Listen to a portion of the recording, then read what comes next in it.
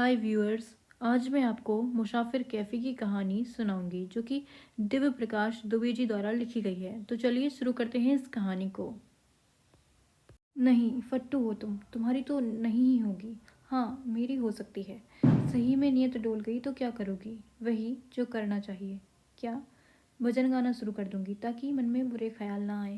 पहले बताना था ना, पहले ही डबल बेड ले लेता। सोचा था शादी के बाद लूँगा। इंडिया का प्रॉब्लम ही यही है।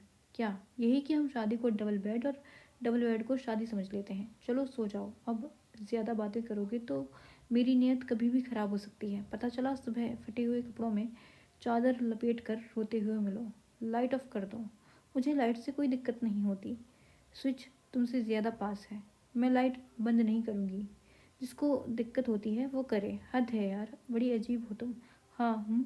तो कोई प्रॉब्लम है? नहीं, कोई प्रॉब्लम नहीं है, सो जाओ। चंदन ने उठकर लाइट बंद की और सुधा के पैर के पास बैठ गया। सुधा के पैर की सबसे छोटी उंगली को सहलाने लगा। सुधा चुपचाप उंगली सहलवाने लगी। चंद्र की उंगलियों ने सुधा के तलवे पर गुनगुनाना शुरू कर दिया। कमरे में बाहर से बहुत थोड़ा सा उजाला आ रहा था।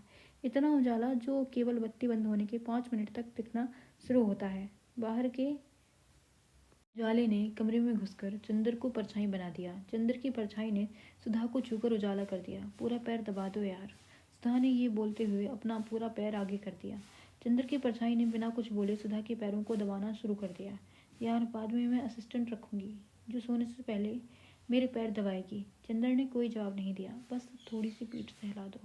चंद्र ने सुधा को पलटा और पीठ सहलाने लगा। ब्रा स्ट्रप खोल दो। चंद्र के लिए ब्रा स्ट्रप खोलना कोई नई बात नहीं थी, लेकिन वो हर बार थोड़ा अटक जाता था। उसने कोशिश की, स्ट्रप खुला नहीं तो उसने दोनों हाथों से कोशिश की, अब भी स्ट्रप नहीं खुला। सुधा ने अपने एक हाथ से स्ट्रप खोल दिया और अपने हाथ स्ट्रैप वाली जगह पर रख के बताया कि यहाँ सहला दो। दिन भर पहने पहने निशान पड़ जाता है। चंद्र ने निशान को महसूस किया और उसकी अपनी सहलाहट से भरने की कोशिश करने लगा। कमरे के उजाले ने सुधा और चंद्र की परछाइयों को मिलाकर एक कर दिया। चंद्र और सुधा दोनों ने एक दूसरे के समंदर को अपने होठों से छुआ। ऐसे छुआ जिससे एक दूसरे का कोई भी कोना सूखा ना रहे। सुधा ने चंद्र की महक से सांस ली। चंद्र ने कमरे के अंधेरे को अपनी आंखों से भर लिया। कपड़ों ने अपने आप को खुद ही आज़ाद कर लिया और कमरे के कोने में जाकर पसर गए। गद्दे पर जैसे चंद्र और सुधा एक दूसरे में घुले जा रहे थे। गद्दे के पास रखे दोनों के कपड़े एक दूसरे में उलझे जा रहे थे। कपड़ों में थोड़ी सी रेत, थोड़ी सी शाम, थोड़ा उजाला और थोड़ा सा समंदर था। चंद्र और सुधा वो महसूस कर रहे थे जो दुनिया के पहले आदमी ने दुनिया की पहली औरत के साथ महसूस किया था। ठीक उतनी ही देर चंद्र दुनिया का पहला आदमी बन गया था और सुधा दुनिया की पहली औरत।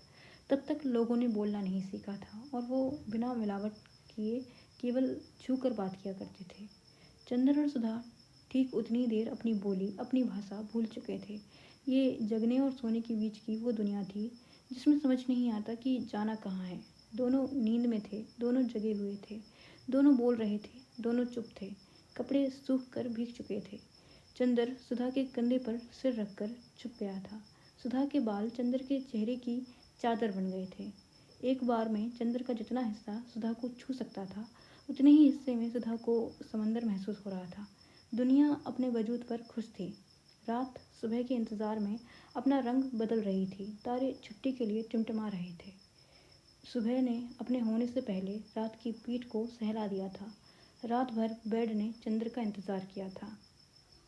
से अलमारी। ऐसे तो चंद्र सुबह अलार्म क्लॉक बजने के 20 मिनट बाद बंद करता था, लेकिन अब अलार्म क्लॉक के बजते ही उसको बंद करना शुरू कर दिया था ताकि सुधा की नींद न खुल जाए। ऐसी सुबह अभी चंद्र और उसके घर के लिए नई थी। सुबह उठने के बाद चंद्र सामने खिड़की का पर्दा हटाकर सुधा को थोड़ी देर तक ऐसे देखता जैसे अखबार में छपी कोई अच्छी खबर। सुधा अलार्म क्लॉक की आवाज़ से जग जाती थी, लेकिन चंद्र उसे देखते हुए डिस्टर्ब ना हो जाए इसलिए वो थोड़ी देर तक सोने का नाटक करती थी। अब उसका गद्दा नीचे नहीं भिजता था। उन्होंने डबल बेड भी नहीं लिया। दो लोग जब बहुत पास आ जाते हैं तो उनकी अलमारियाँ एक हो जाती हैं। थोड़ा और पास आ जाते हैं तो अलमारी में जगह कम पड़ने लगती है। सुधा की अलमारी में कभी कपड़े कम हो जाते थे तो कभी अलमारी में जगह। ऐसे ही एक दिन वो बोली, कपड़े नहीं हैं मेरे पास। इतने सारे तो हैं। लास्ट टाइम हम शॉपिंग में आए थे तो तुमने कहा था कपड़े रखने के लिए अलमारी छोटी पड़ रही है। तुम पागल हो। लड़कियों के कपड़े कभी पूरे नहीं होते। कितनी बार समझाऊँ तुम्हें? ठीक है, मत समझाओ। लेकिन अब क्या प्लान है? किस चीज़ का प्लान? यही कि पहले कपड़े लेने चलना है या अलमारी? तुम मेरा मजाक उड़ा रहे हो? नहीं, बिल्कुल नहीं। जब उड़ाता हूँ तब तुम्हें लगता नहीं, जब लगता है तब उड़ाता नहीं। पहले कपड़े ही ले लेती हूँ। क्यों? नई अलमारी भरने के लिए बहुत शॉपिंग करवानी पड़ेगी ना तुम्हें, और आज उतनी शॉपिंग का मूड नहीं है। मैं शॉपिंग कहाँ करवाता हूँ? तुम अपने ही कार्ड से पे करती हो। शॉपिंग करवाना केवल पैसे देना थोड़ी ही होता है पागल। तो क्या होता है, थोड़ा समझाओ। शॉपिंग करवाना मतलब उतना टाइम देना, उससे कम और उससे ज़्यादा कोई किसी को कुछ दे भी कहाँ सकता है। इतनी बड़ी बड़ी बातें मत किया करो। ठीक है, शॉपिंग पर चले फिर। हाँ चलो, लेकिन आज पेमेंट मैं करूँगा। क्यों करोगे? क्योंकि मेरी अलमारी में बहुत जगह है तुम्हारे कपड़ों के लिए। कभी तो अच्छे रीज़न दे दिया करो। ठीक है, अगली बार मैं कोशिश करूँगा। वैसे अलमारी में कपड़ों की जगह बचाने के बजाय अपनी लाइफ में थोड़ा ज़्यादा टाइम सेव किया करो मेरे लिए। समझे? नहीं समझा, कोई बात नहीं। शॉपिंग पर चलो, समझ जाओगे। यूँ तो दुनिया के ज़्यादातर लड़के शॉपिंग से नफरत करते हैं। चंद्र भी नफरत करता था। सुधा को भी कोई शॉपिंग ज़्यादा पसंद नहीं थी। चंद्र के घर के एकदम पास में मॉल था, लेकिन सुधा को मॉल की बजाय क्वार्टर रोड के पास वाली फैशन स्ट्रीट में शॉपिंग करना पसंद था। मॉल अपने साथ तमाम चीज़ें लाए और ले गए। मोल भाव करना भी उनमें से एक है। सुधा को शॉपिंग के लिए कोई भी ऐसी जगह पसंद थी जहाँ मोल भाव किया जा सकता हो। सुधा शॉपिंग से ज़्यादा मोल भाव करके खुश होती थी। दोनों बहुत थक गए और लौटने के बाद तुरंत ही सो गए।